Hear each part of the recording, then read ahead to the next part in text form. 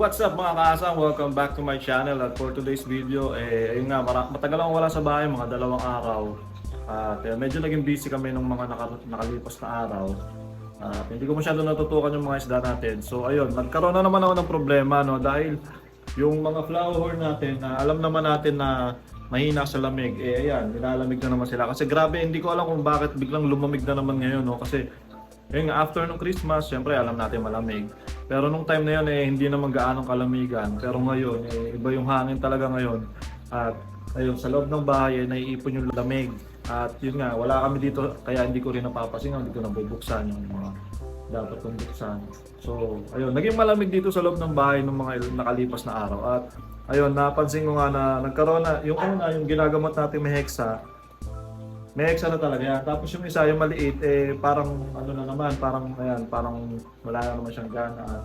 Parang may hexa na rin. So kaya inisip ko, kaya may timba doon, lilinisan ko sila ng tubig at lalagyan ko sila ng heater para tingnan natin kung kung makaka-recover sila. Pero ito lang naman, kasi dito sa part ito medyo malamig to eh. Pero yung ito naman, itong flower natin dito, yung papansin nyo, gumanda nga siya dito. Itong ating malaki dito. Gumanda yung condition niya dito nung nilagay ko siya sa tank na to after nung trinay natin siya i-breed. Yan, gumanda yung condition niya. Kahit malamig, pero ito kasi hindi mo siya, ewan ko ba't ganon, hindi to masyado malamig compared mo doon sa mga aquarium. Doon sa side na yon, dito mas malamig talaga. Kaya yan, kung makikita nyo yung ating isang flower dyan, drop cook na siya, yung cook niya, hindi na naman pantay. Tapos yung mga pagkain niya, niya na naman kainin. So yun nga, nilinisan natin. Tapos ito, hindi naman talaga hindi na talaga siya gumanda, ganyan na lang. Tapos ito, hindi ko pa ginagamot ulit dahil wala na akong natitirang gamot dito. At hindi pa rin siya kumakain. Nilalagyan ko siya pa isa-isa pero hindi niya kinakain talaga. Tapos yun, damay ko na rin sa linis tong female natin. Itong female natin, maliksi naman siya. So ang problema ko na naman, ito, dati ko na itong problema eh. Pero nakaka-recover naman yan, kaya nilagyan ko na ng heater yan dyan. Tapos ito, lalagyan ko rin ito ng heater. At water change ko. Tingnan natin kung anong mangyayari dyan. Tapos update ko na rin kayo sa mga crayfish natin dito. Kasi nung mga nakaraang araw, hindi ko ito napakita sa inyo. So ito na yung mga craylings natin, lumaki na. Yung mga dating 1-2 inches lang, ngayon parang 3 inches na. Tapos yung kulay puti nating crayfish. Yan, andyan pa rin. So meron tayong 4 na crayfish dito na pinapalaki para i-breed soon. Yan, yung mga galing kay Mitra's Backer dyan binibenta ko pero hindi ko na binenta. So yan, ito yung puti natin, laki. Jeez. Silipin na rin natin yung yung crayfish natin sa likod, yung crayfish na walang paa. Tingnan natin kung ano na nga ba itsura ng ating crayfish na walang paa. So ito, natin buksan ang ilaw. So yun guys, ito na yung update natin sa ating crayfish na walang paa. Laki na rin yan, siya. Nakadalawang molt yan sa loob ng 1 linggo. Tapos may kasama nga siyang 2 danyos at danyos tuloy, 2 tetra at yun. Kung mapapasin yun, dumi na tubig. Mabilis dumami ng tubig nito. So ito na nga yung crayfish natin na walang paa. At kung makikita nyo, hindi na siya walang paa. Crayfish na meron ng paa, ayan tumubo na talaga yung nila, yung 4 na paa niya dito sa kabila, pati doon sa kabila meron na. Yung sipit na lang niya, yung isa maliit pa, ayan kung mapapansin nyo. Maliit pa isa, pero isa, hindi naman naputol yan. So yung kung maalala nyo yung video natin nung nakaraan, wala na nga siyang paa at nabugbog siya, tapos yung isang sipit na lang talaga yung natitira niya. At gumagapang na lang siya halos nung nilagyan natin siya dito. Pero yun, naka-recover naman at tumubo lahat ng dapat tumubo. So, sa mga nagtatanong kung tutubo pa ba yung mga paa at yung mga sipit ng ating mga crayfish, yung mga craylings natin, kasi minsan nakakabil tayo ng ganon. Yan, bumabalik naman siya, mga 2 months siguro, 2 to 3 months, fully recovered na yung ating crayfish. At yan, tuloy-tuloy na ang paglaki niya dyan.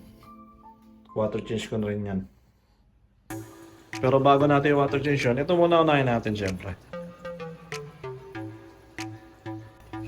So yun mga kasang, naalala ko lang dahil nag-water change nga ako. May nagtanong sa akin na isang kasang natin noong nakaraan kung paano ko daw na-water change itong aking tank na merong labara. Kasi medyo mahirap talaga technically mahirap talaga na mag water change na meron kang substrate na kagaya niyan. So yan, maganda yan sa tubig, nakapagpalinaw. Pero pagdating sa water change, ito ang pinakamahirap. Ngayon merong mga nabibiling siphon na may gravel cleaner yung ganun kung tawagin. Yung sa akin kasi tinanggal ko na eh. Pero yung iba parang may baso pa dito na may takip na ayun, nasasala niya yung mga bato, yung mga sand. At ang naihigop niya lang ay tubig. Pero ako kasi tinanggal ko dahil nga most of my tank naman ayan, walang substrate. Pero ito nga, meron tong substrate. Ngayon, paano ko ito ginagawa? So, ito yung paraan. Papakita ko sa inyo kung paano ko ginagawa na nililinis yan. Kasi, kung makikita nyo, no, malinaw siya. Akala nyo malinaw yan. Pero pag ginalaw mo to, napakadumi niyan at napakarami ng dumi na nandyan sa labarak na yan. Na hindi lang natin nakikita kasi nga nandyan sa ilalim. So, ang ginagawa ko dyan, ginugulo ko lang. Ngayon, wala nga kasi ako nung filter na gravel cleaner dito sa siphon. Ang ginagawa ko, ginugulo ko lang siya. Yan o, diba? Pag ginulo mo siya, angat na yan, tsaka ako isa-siphon yan. Pero hindi ko yan malilinis na 100% na walang matitira talaga. Dahil, mahirap. Yun ang mahirap dito guys, pag mga ganitong, meron kang ganitong setup na meron kang labarak dyan. Na meron kang substrate, na kahit di labarak, no, kahit ibang bato. So yan, pag ganyan, tsaka wala siya isa-siphon. At mahirap gawin yun dahil isang kamay lang at hawak ko yung camera. So ayan, nagsasaypo na siya. Nahihigop ko na yung mga dumi na sumama doon at tumalo doon sa tubig. Ngayon, ang mahirap lang dyan, mahirap palinawin ulit. Pero darating ang tamang oras, lilinaw naman ulit yan. At ayun, medyo mababawasan yung dumi doon sa ating substrate. So yun lang yung inaano ko, no, yung pangit. Ayan, kagaya niya, no. Pag sumayad ako ng konti, may higop ko na kasi yung may higop ko yung mga bato. Kagaya niya, nahigop na siya. Babara na kayo niyan dito sa aking siphon. At yun ang mahirap, no? Kaya hindi ko siya pwedeng isagad-sagad na isasagad talaga dito. Ngayon, barado na to. Nandito to somewhere sa aking siphon. Ito, dito sa part na to siya naipit. Nararamdaman ko siya. So, ayun, nandito na siya. Ayun, no? Kita niyo. Lalabas din naman kung kasya siya. Pero kung hindi kasya, ay. Kaya niya, nahigop na naman. At ayun, yun yung medyo mahirap, kaya tiyagaan lang talaga kung gusto nyo ng ganitong setup. Ayan, parang kung ganitong setup ang gusto nyo, talaga mahirap mag-siphon at mag-water change. Pero yung kagaya ng lupa na nasa outdoor natin, yun kasi hindi ko na wina-water change yun. Pero mas mahirap lalo, no, pag mga meron kang aquatic plants na merong aquatic soil. Mas mahirap yung water change talaga, kaya ang water change lang sa ibabaw lang at hindi mo talaga malilinis totally yun. Pero yung naman, kinakain naman ng bakterya kasi yung mga dumi. So, sa tamang panahon, kung hindi naman gaanong mabilis magdumi ang inyong mga alaga, lilinaw at lilinaw yon at mauubos din naman at matutunaw din yung mga dumi na nandoon sa ating substrate. Pero yun nga, kung maraming laman to, mahirap.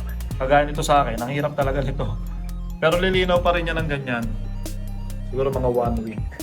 So ayan, kalahati yung binabawas ko. At kung makikita nyo, madumi pa rin o meron pa rin dumi.